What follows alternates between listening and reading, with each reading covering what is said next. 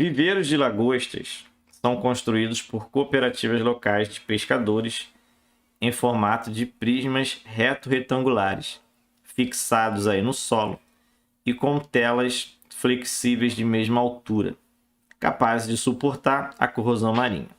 Para cada viveiro a ser construído, a cooperativa utiliza 100 metros lineares dessa tela, que é usada apenas nas laterais.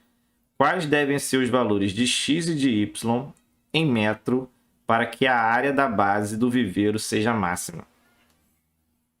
Então vamos lá, a gente tem uma questão aí clássica de função quadrática, né? A gente vai transformar esse problema em uma função quadrática e ver qual é o valor em que a área seja máxima, tá?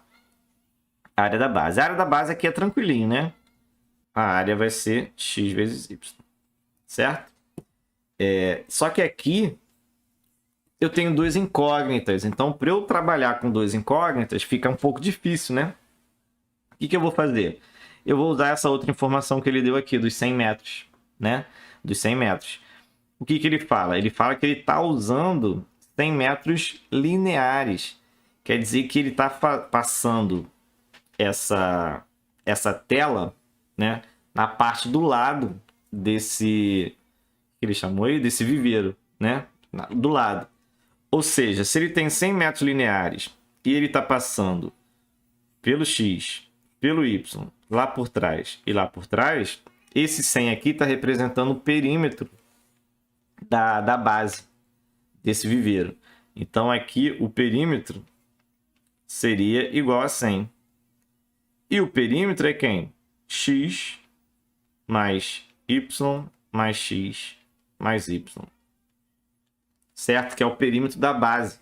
A gente tem aqui a base aqui da frente sendo x, atrás também sendo x e aqui do lado sendo y. Então o perímetro é a soma dos quatro lados.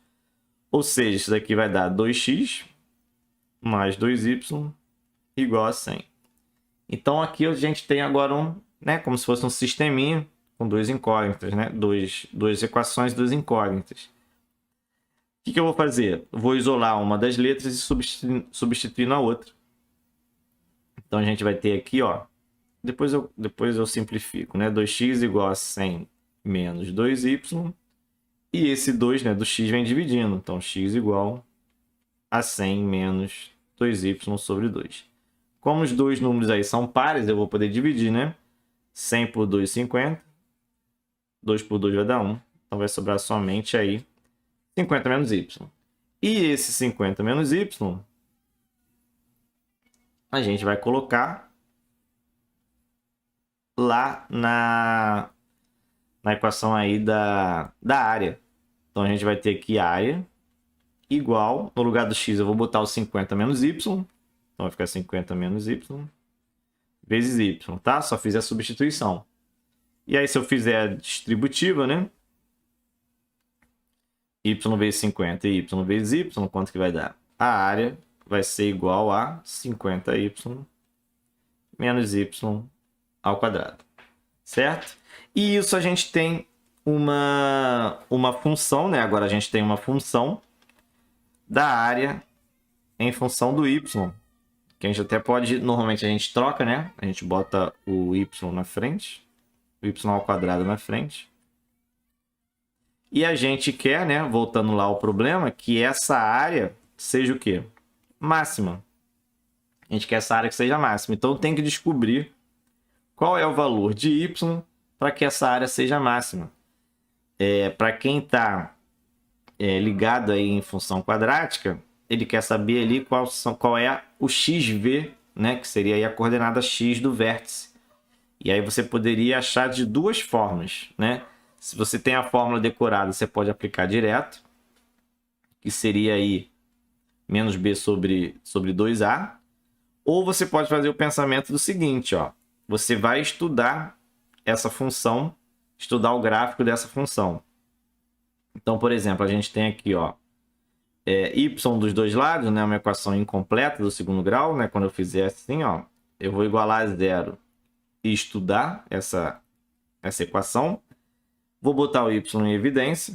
Vou ficar aqui com menos y mais 50 igual a zero. E aí, ou seja, eu tenho uma multiplicação que vai dar zero. Ou seja, o primeiro número é zero, ou o segundo número, que é menos y mais 50, é igual a zero. Aqui a gente já tem um valor para o y, e o outro aqui vai ser o 50. Ou seja, se eu fosse, né, desenhar esse gráfico, essa parábola é voltada para baixo, porque o a é negativo. A gente vai passar aqui no zero e vai passar aqui no 50, que são os zeros da função.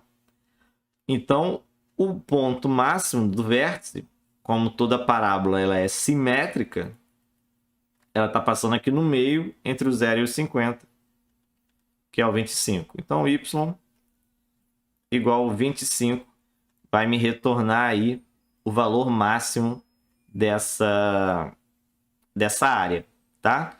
Agora, se você decorou lá o xv, que seria o x do vértice, menos b sobre 2a, de boa, né? Só trocar a fórmula, né? O b é 50, então vai ficar menos 50, sobre 2 vezes o a, que o a é menos 1. Então, aí vai dar menos 50 sobre menos 2, que é igual a 25 da mesma forma, né? Então, você ou usa logo aí a fórmula do xv, ou você faz aí um estudo rapidinho da parábola para chegar nas coordenadas aí do vértice. Então, se o x é 25, desculpa, né? Se o y é 25, agora a gente consegue achar o valor de x aqui de boa. X igual 50 menos 25 também vai dar 25. Então, x e y são 25. Letra D de dado, tá?